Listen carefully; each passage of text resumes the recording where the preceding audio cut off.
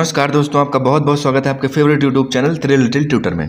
दोस्तों, हमारे चैनल पर आपको केंद्रीय विद्यालय एडमिशन 2021-22 से रिलेटेड कोई भी जानकारी सबसे पहले और बिल्कुल सही से मिलती है। तो दोस्तों, आज की इस वीडियो में हम जानेंगे एमपी कोटा के बारे में। वैसे तो एमपी कोटा के बारे में पूरी डिटेल वीडियो दोस्तों आपको हमारे चैनल पर ही मिल जाएगी। उसका लिंक मैं डिस्क्रिप्शन बॉक्स में नीचे दे दूंगा, वहाँ पर जाकर आप उस वीडियो को देख सकते हैं। उसमें सारी जानकारी बिल्कुल डिटेल में है एमपी कोटा के बारे में।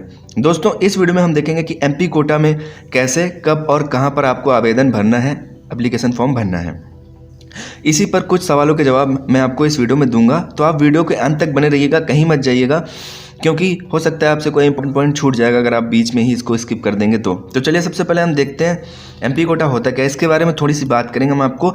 तो प्रत्येक एमपी, चाहे वो लोकसभा या राज्यसभा का हो, उसके अंतर्गत 10 सीटें होती हैं, 10 लोकसभा का, 10 राज्यसभा का।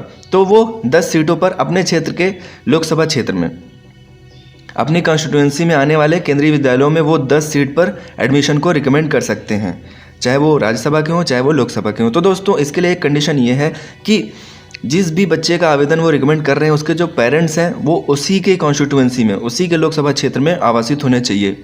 मतलब जो बच्चे के पेरेंट्स हैं उनका घर वहीं उसी के कॉन्स्टिट्यूएंसी में आना चाहिए, उसी के लोकसभा क्षेत्र में आना चाहिए। या फिर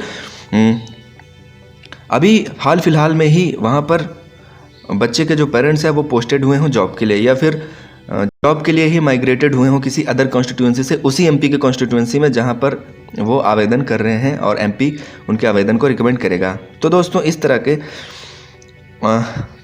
एमपी जो होता है वो अपने ही क्षेत्र के कॉन्स्टिट्यूएंसी में आवेदन को रिकमेंड कर सकता है, अपने ही क्षेत्र के कॉन्स्टिट्यूएंसी में आने वाले केंद्रीय विद्यालयों में। लेकिन क्या अगर ऐसा हो कि किसी एमपी के कॉन्स्टिट्यूएंसी में, किसी एमपी के लोकसभा क्षेत्र में कोई केंद्रीय विद्यालय हो ही ना, तो फिर इस कंडीशन में क्या होगा? तो दोस्तों, इस कंडीशन में ये होगा कि वो एमपी अपने आस पड़ोस के अगल बगल के कॉन्स्टिट्यूएंसी में आने वाले केंद्रीय विद्यालयों में आवेदन को रिकमेंड कर सकता है। तो दोस्तों, ये बात हो गई एमपी कोटा के बारे में। और आपको एक चीज़ और बता दूं, एमपी कोटा में जो एडमिशन होते हैं वो सिर्फ कक्षा 1 से लेकर 9 तक के लिए, क्लास 1 से लेकर क्लास 9 तक के लिए ही वो एमपी जो है वो रिकमेंड कर सकता है एडमिशन के लिए। तो अब हम बताएं कि आप कब आवेदन कर सकते हैं। वैसे तो जो एमपी कोटा के अंतर्गत आवेदन होता है वो दिसंबर से लेकर फरवरी के बीच में होता है। आपको, अगर आप पेरेंट्स हैं, तो आपको दिसंबर से लेकर फरवरी के बीच में आवेदन करना होता है। ये आवेदन की प्रक्रिया ऑफलाइन होती है, एमपी के पास जाकर आपको आवेदन करना होता है। उसके बाद एमपी जो है वो उसको कूपन मिला होता है केंद्रीय विद्यालय संगठन के तरफ से, तो वो आपके आवेदन को लेगा और फिर आगे उस कूपन के माध्यम से मिनिस्ट्री ऑफ एचआरडी, जिसको अब एजुकेशन मिनिस्ट्री बोलते हैं, मिनिस्ट्री ऑफ एजुकेशन बोलते हैं, उसको फॉरवर्ड करेगा। फिर मिनिस्ट्री ऑफ एजुकेशन केंद्रीय विद्यालय संगठन को फॉरवर्ड करेगा। फिर केंद्रीय विद्यालय संगठन उस केंद्रीय विद्यालय को फॉरवर्ड करेगा जहाँ पर आपने अप्लाई किया है। तो इस तरीके से आप आवेदन कर सकते हैं।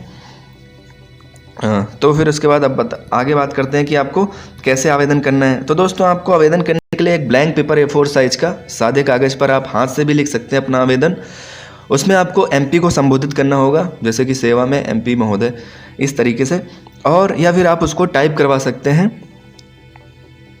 सादे कागज़ पर टाइप करवा सकते हैं, और उसमें आप एडमिशन के लिए एमपी से अपील कर सकते हैं। उसमें आपको स्टूडेंट की पूरी डिटेल, जैसे कि स्टूडेंट का नाम, डेट ऑफ बर्थ, वो किस क्लास में प्रेजेंट टाइम में पढ़ रहा है, और उसको किस क्लास में एडमिशन चाहिए केंद्रीय विद्यालय में, और किस केंद्रीय विद्यालय में उसको एडमिशन चाहिए, उस केंद्रीय विद्यालय का नाम और उसका पूरा पता, इतना डिटेल आपको अपने बच्चे का देना है। उसके बाद नीचे आपको अपना देना है, मतलब आप अगर पेरेंट्स हैं तो पेरेंट्स का भी डिटेल उसमें देना पड़ेगा आपको। उसमें आपका नाम, आपका address, mobile number, email ID etcetera, ये सब चीज़ें आ सकती हैं।